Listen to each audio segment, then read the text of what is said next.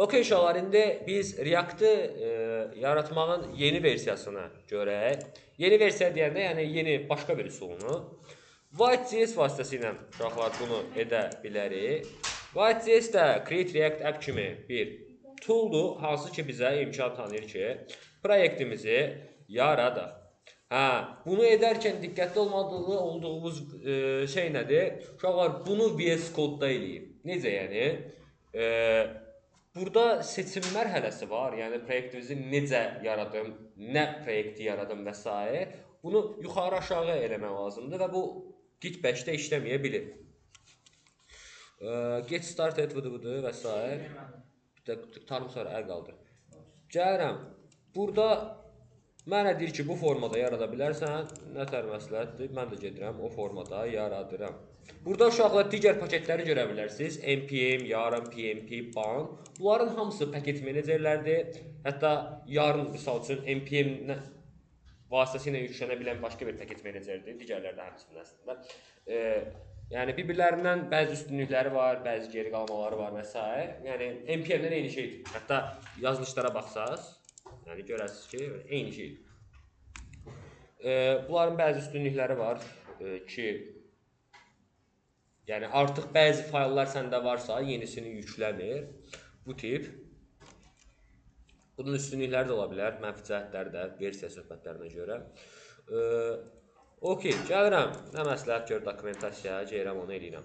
Yeni bir fayl yaradıram və bu faylı artıq birbaşa içində yaradacam. Misal üçün, uşaqların React adını böyüklə yenə yazmıram.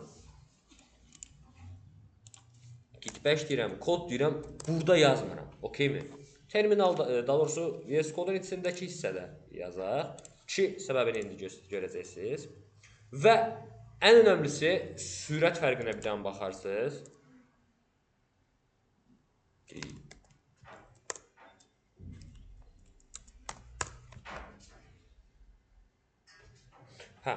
Burada nöqtə qoyan uşaqlar nə deməkdir?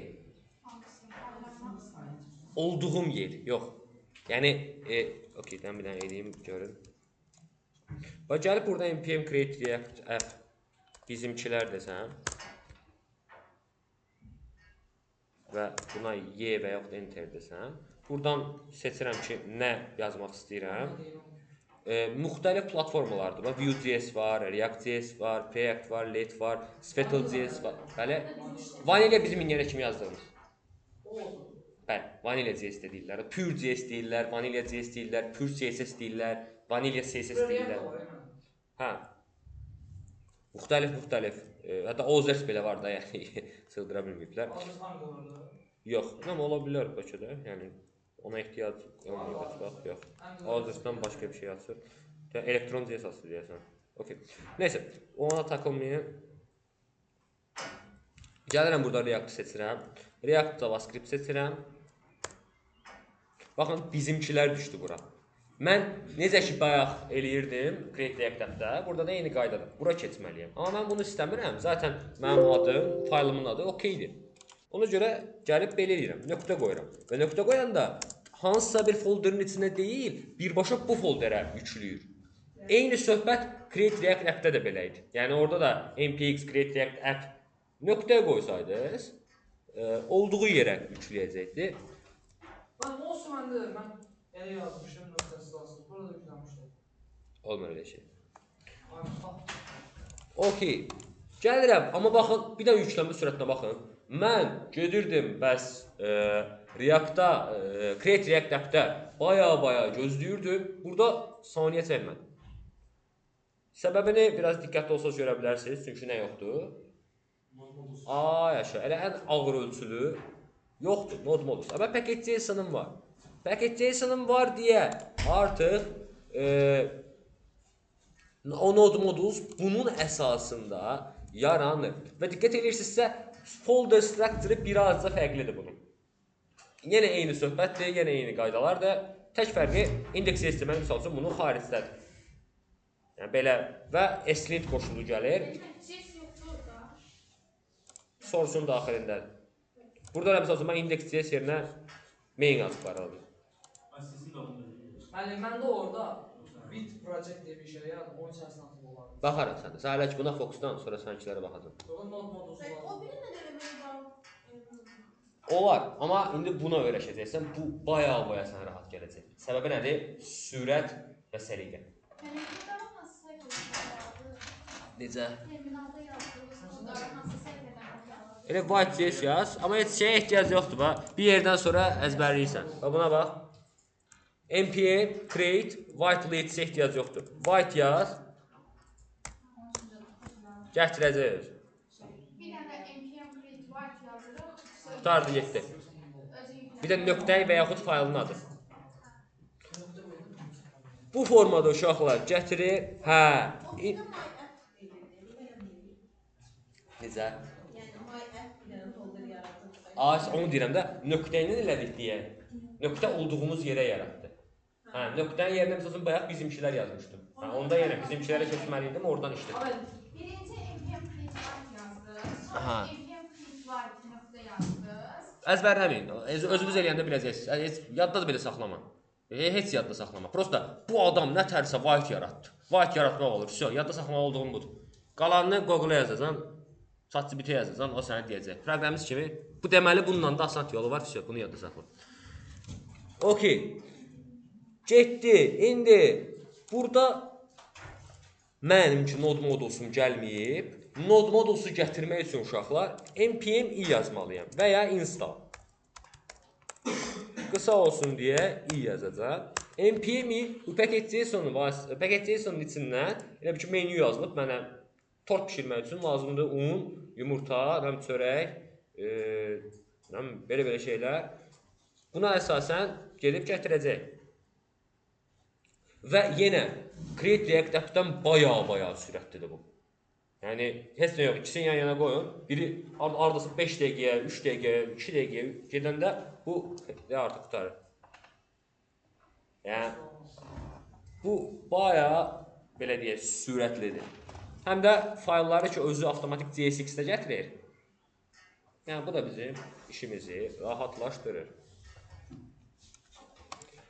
Hə, vəsə. Amma bunu işlətmək lazım olanda artıq npm start yox. Baxıram ki necə işlətmək lazımdır bunu.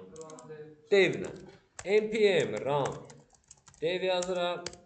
İşləyir. Bir dənə proqram da var. npm run dev-lə bu formada bir şey gətirir. Bu bunun ana səhifəsidir. Yenə eyni söhbət uşaqlar. Buranı silib, ürəyim istəyən kimi.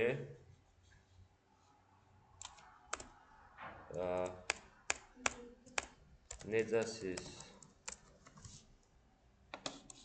Yaza bilərəm. Hə, indi bax, istər Create React App-də, istərsə də bunda. Gələrəm mən, bax, həmişə bura diqqət eləyin. Bəzən olur ki, tamamilə dəyişdirirlər. Oxuyanda görməyəcəksiniz, YouTube-da görməyəcəksiniz, amma işə getsəz, görə bilərsiniz ki, adam paket.json-u qurtdalayıb. Bunun səbəbi, yəni, burada bəzən kompleks komandalar yazırlar ki, başqa şeylər diləsin. Yəni, misal üçün, testləri eləsin, compiler eləsin, loqlama eləsin və s. Yəni, baxır da. Bu devi dəyişdirirəm mən, buna baxın. Eləyirəm, rüfət deyən. Artıq proyekti işlədəndə npm run dev Olmayacaq. amma npm run rüfət deyən artıq proyekti bu qaldıracaq. Okey deyilmi? Bu Create React App-də də keçərlidir, burada da. Hətta deyərdim bütün, yəni harda ki biz node modulsu, daha doğrusu package.json-dan istifadə edib işimizi görəcəksə, həmişə gözümüz bu script fayllarında olsun ki, görək necə işlətmək olar. Okey deyilmi? Yəni işləyən komanda əslində buradakıdır. Bu isə onun bir növ keydir ki, yəni bu keywordlə işlədə bilərsən. Bunu da ürəyimdə istəyən kimi dəyişdirə və ya buradakı komandaları birləşdirə bilərik. Bəli? Onları keçəcəm. Bu nədir? Linterin şeydir. Linter nədir? Kod səliqəsini yoxlayır prettier kimi. Amma kod səliqəli deyilsə error çıxardır. Belə bir şeydir. Bu build-dakı hamısını yazdıq qurtardı. Bir dənə fayl yaradır. Yəni 200 MB olmalı deyil də hər halda sayt. Hamısını şifrələyir, kodları falan. Bir dənə hala salır. Bəli. hardan bilim məsələn biz devi sildik. Mən məsələn bilirəm də biz devi silib rüfət yazdım. Paket C-sinə baxırsan. Hardan bilim də npm randan sonra hansını seçəcəm. Paket C-sinə baxırsan. Burada mənim. Burada script tagində bəlkə hamısını dəyişiblər. Mən npm randan sonra nə yazacağımı bilmirəm. Girib baxırsan da nə yazılır? Bax, Bax bu yıl var, int var, preview var, rüfət var da. Bəlkə dördünü də dəyişiblər. bunu dəyişə bilməz. Bu içlərini dəyişə bilməz. İçdə bir dənə byte yaz, təkcə byte yaz. Hə. Hə. Onsuz da biləcən də ki, yəni belə deyək, rüfət deyən falan yazılmır. Bura mənalı bir şey yazılır. Ki, yəni proyekti qaldırmaq, proyekti build eləmək və s. Ha. Emin. Sən nə deyirdin? Ben deyirdim ki, oradan birin eğer option silsək, demişsiniz kod sərbəst sonunda error verir.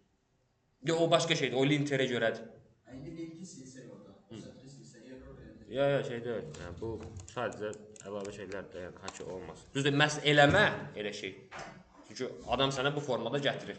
Elə şey eləmə. Amma belə deyək, onu silməyin sənə bir problem yaratmaz. Amma silmə də, belə deyək, belə bir maşın almısan, ora qoyublar ki, Allah bax sənə şüşə silən, Allah bax sənə şey, sən də götürüb atırsan. Mən yazanda sərbəst yazıram məsəl üçün, o da ki sərbəst sonunda error verir, biz silin. Ha, düzgün deyil. Eləmə. O zaten o səliqə üçün deyil o. O bilirsən nə üçündür? Şirkət qaydalar qoyur ki, bundan sonra bütün komanda bu formada yazacaq. Atıram. Bizim şirkətdə turner operator işlətmək qadağandır. Bizim şirkətdə if-i belə də yaza bilərik.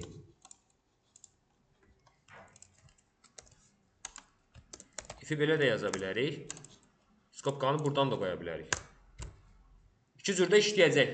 Sintaks səhvi də verməyəcək. Amma bizim şirkət qadağan qoyur belirləməyə. Bildin, yəni səbəbi nədir? Kod, belə deyək də, proqramist koda baxanda rahat başa düşsün. Yəni bir var, mən tamamilə ayrı bir yazılışa fokuslanırım. Bir də var ki, belə yazırıq da biz. Okey. Bunun da fərqli browseri var. Nəyin? Açılma elə yoxsa realitətdə açılır. Browser işləyir, deyilmi? Konsolun yanında. Benim browser'a birləşdirdiyi mən Browser birləşir. şey deyir, mən tools yükləmişik ki... Hə, yox, o hər şeyə aiddir. O hətta belə deyək, sizin proyekt yox, başqa React-la yazılmış proyekt olsun, orada da işləyəcək. O şey deyil, o browserə aiddir. Bu browserin extensionudur o, proyektin. Bu var ha, bu sadəcə React-ı qaldırmağın üsuludur. Yer qazırsan, istəyən kotanla qaz, istəyən əllə qaz. Yəni, ikisi də eyni şey gəlib çıxır. Yəni, yenə su verməlisən, budamalısan və s. Okey. İndi uşaqlar, White.js-lə bu formada yaradandan sonra diqqət edirsinizsə, bunu demişdim, yenə deyirəm. Baxın, mənim funksiyalarımın, Rüfət, yalnız bir return-ü olar deyə, deyək ki, mən bura inspect-lə gəlib baxıram və görürəm ki, elements-də body var, body-də div root var, bu root-da necəsiz yazılıb. Hə, mən gələrəm bura, h2 necəsiz və p salamlar, uşaqlar yazsam, gələcək bu formada yaranacaq. Hə, diqqət edirsinizsə, heç bir valideyni yoxdur. Səbəbi buna adsız tag, amma əsl adı React fragment verməyimdir. Div də verə bilərdim. Amma onda mənasız yerə bu tag yaranmış olardı. Yəni, ağlınızda olsun ki, əgər sizin elementin hansısa bir elementlə əhatə olunmağını istəmirsinizsə, o zaman div yox, React fragment, amma daha da yaxşısı React fragmentin yerinə, yəni React fragmentin qısa yazılışı olan boş bu formada yaza bilərsiniz. Bu React fragmentlə ilə sinonimdir, sadəcə qısa yazılışı. Hə, ay suala. Uşaqlar, yuxarıdakı səhv deyil. Çünki nə error çıxır, nə bir şey çıxır. Amma qırmızıdır.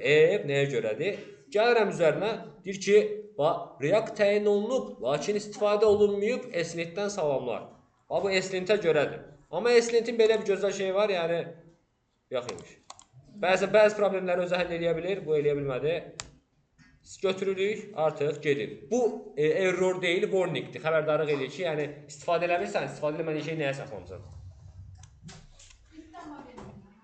Xeyr, amma işə girsən sabah bir gün o Create React app'in vaxtında da, yəni hələ bu olmayan vaxtlar, yenə biz proyektlərimizə ESLint qoşurduq. Ki, yəni hələ ESLint ilə yanaşı Stylelint də qoşurduq. Stylelint nədir? ESLint bizim kodumuzda təsir eləyirsə, Stylelint də CSS-imizə təsir eləyir. Yəni məsəl üçün kimsə gəlib CSS-də belə bir şey eləyibsə, gəlib belə bir şey eləyib. Belə düzəltmir, qışqırır. Bəziləri düzəldir format eləyəndə. Amma misal üçün belə elədin, error bir şey eləyir ki, buna boşluqda qoymusan. Ya da misal üçün burada margin yazdı uşaq, ya da misal çoxlarında təzə başlayanlarda olanlardan. Display flex yazır burada. Burada da gəlir təzədən display block lazım olur, display block yazır. İki dənə mənasızdır, ikinci işləyəcək də, düzdür?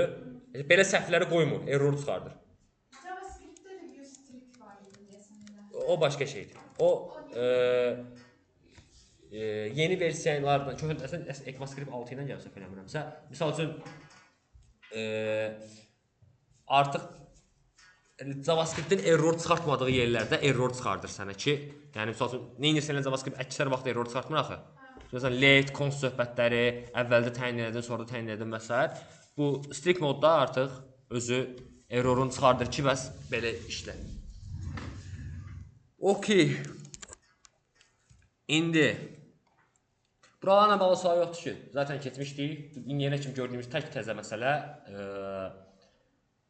React-ın White-dan yaranması oldu.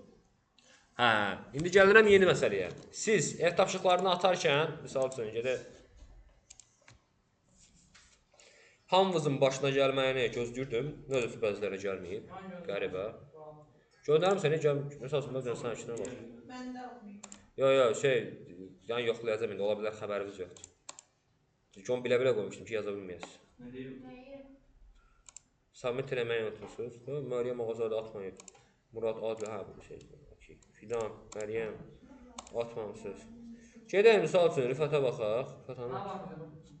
Yox, koda baxmayacağım, şeyə baxacağım. Rifətin saytını yoxlamaq istəyirəm. Salım White-la yazıb deyə problem yoxdur. White-ı göstərməmişdim. Okey. Gedirəm misal üçün nəzrinə baxım. Nəzrində olub. Diqqət edirsinizsə burada qəribə bir şey var. Bu oxu görürsünüz. Bu ox o deməkdir ki, sizin reponuzun içində başqa bir repo var. Buna görə də bunu atmır. Nə repo mən yaratmamışam axı? Gitignore-un aidiyyatı yoxdur. Gitignore sadəcə nə getsin, nə getməsin onu ayarlayandır. Bunun yaranma səbəbi uşaqlar, Create React app özü yarananda gedib git-init eləyir. Git-init eləyir. Git-init. Buna görə uşaqlar o git-initi gedib silmək lazımdır. Ki, bundan canımız qutarsın. Əks təqdirdə bunu klon da eləsəz, nə eləsəz, hətta girmək də olmayacaq buna.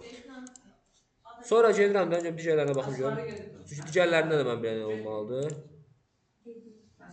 Nöqtə giti silmirsən yəqin ki. Təliyə düşməmsən. Onu gəlir nöqtə git istərindən sonra deyirsən ki, təzdən git init, remove add falan filan. Okey. Okey. Uşaqlar ikinci ciddi səhv. Node modules nə gəzir kitabda? Node modules uşaqlar əsla gitignore qoyulma səbəbi də budur. Çünki yox, belə deyim, əslində hə, düzdür, amma cavab olaraq package.json bu bizim proyektimizdir. Burada bizim reseptlərimiz yazılır. Tort pişirmə resepti. Sən birinci sətir, onu götür, onu falan yerə qoy və s. Bizim istifadə ediklərimiz materiallar isə misal üçün 10 kilo un, 5 kilo şəkər və s. Bunların həmsi package.json-dadır, düzdür? Bunu qoyuruq cloud-a, yəni kitaba. Kitabdan, misal üçün, kimsə başqa yerdən bunu klon eləyəndə nəyə görə bu unu, pesoku falan da götürsün ki? Elə təlimatları götürsün, 10 kilobit, 20 kilobayt falan. Bir də var ki, 200 megabayt götürsün bu una, pesoka görə. Elə bu unu, pesoku özü istəsə npm eləyib, resept var da olsa package.json-dadır. Gətirər. Ona görə node modulusu bura atmırıq. Bunu şey kimi düşünə bilərsiniz. Fayllarımıza zip eləyib qoyuruq ha. Belə düşünə bilərsiniz. Yəni onsuz da bu adam Türkiyədə də olsa, Amerikada da olsa, orada da un var, burada da un var da. Yəni mən sadəcə resepti yollayım ona, qab-qacağı yollayım. Belə deyək, onu orada özü alıb gətirsin. Yəni maşınıma niyə çox yer tutsun ki? Burada da eyni söhbət, yəni nod modulusu buna görə bura atmırıq ki, mənasız yerə doldurma, yəni gitignore silməyin. Bəs atmamağı necə silsiniz? Silmirsə, gitignore əl vurmasan olsa getməz. Məgər ət eləyəndə ət nöqtə deyə eləyir. Hə, git nöqtə eləyirik. Eləsən də getməyəcək. O gitignorun varlıq məqsədi odur zaten. Sən orada özü öldür, gitignor icazə verməyəcək ki, o getsin. Amma gitignor özü düşəcəkdir, hə. Hə. Mənim bir də get init yazmıyor axı onda geta baxanda. Əgər öz daxilində edirsənsə, xeyr. Yox, nöqtə geti silmisənsə, bəli elə. Mənim bir eləyəndə nöqtə getlərində. Bəli. Məncə mən açıqlayıram. Çünki siz option folder eləyirsiniz deyə silməli olursunuz. Amma işdir, ancaq olduğun yeri eləyirsənsə, yəni mən məsəl üçün yoldaşımız atanda first page-də atıb. Yəni əslində bunun başlanğıc nöqtəsi bax buradır. Amma sizin başlanğıc nöqtəniz bura yox, buranın içi olsa, hə, orada get initi silməyə bilərsiniz. Siz sadəcə remove add eləyəcəksiniz. Add, commit, push gedəcək. Get init parking düşür. Bizim Bəli. interneti yaradaq sonra silək, sonra silək. Bəli, əgər bunu da göndərirsiniz. Amma onsuz da white-da uşaqlar nöqtə git gəlmir deyə elə rahat Onda var dedi. eləyə bilərsiniz. Amma indi bugün kimdə misal üçün keçin repostuna bir dənə baxsın, bu formadadırsa və ya gələcəkdə misal üçün belə bir şey görsəz, bilin ki, səbəbi reponun içində başqa bir nöqtə git var deyə. Yəni ambarın içindəki ambar onu göndərmir. Bəli. Dediniz siz nöqtəçini silirik, ama modulusu necə göndərməyi bilirik. Bir dənə mən Gitignore dəymirsən, Gitignore'un içindən onun olsa yazılıb deyə göndərmir. Yəni nöqtəçini siləndən sonra bir dəfə də push edirik. şey içində, yaratdığı fayl içində. Not modulu. Yoxsa bizim zaten dinamik olduğuna görə kitabda dəyişir də, hə. Burada praktik elətdirəcəm siz. Ancaq elə. O ignore deyirsiniz, o Bax Gitignore. Bax bura nə yazırsan? Bax bura yazdığın. Bura faylın adını yazaq. Bura yazaq ki, ələsgər.txt. Ələsgər.txt. Yaza bilmədim. Ələsgər.txt-ni mən gedirəm, atıram. Bu Gitignore-a. Öldü söhbət. Bu getməyəcək kitaba. Ha ki git əd eləsin, nə bilim, neynəsin. Gedən deyil. Gitignore'un mənası bu dəqiqə indiki vəziyyəti bizə əsas nod modulusu göndərməməyidir. İqnor o deməkdir ki, Ya buradakılar getməyəcək, qapıdan getməyəcək buradakılar. Elə olduğu yerdə qalacaq.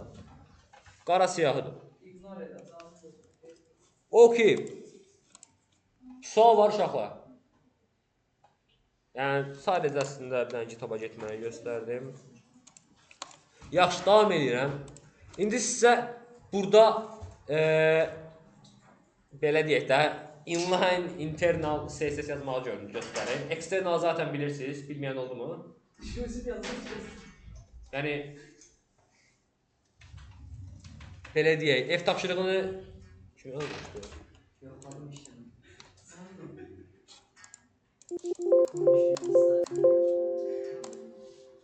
Hə. Fidan Məryəm. External yaza bilirsiniz? Importla olan deyirəm. Hə, okey.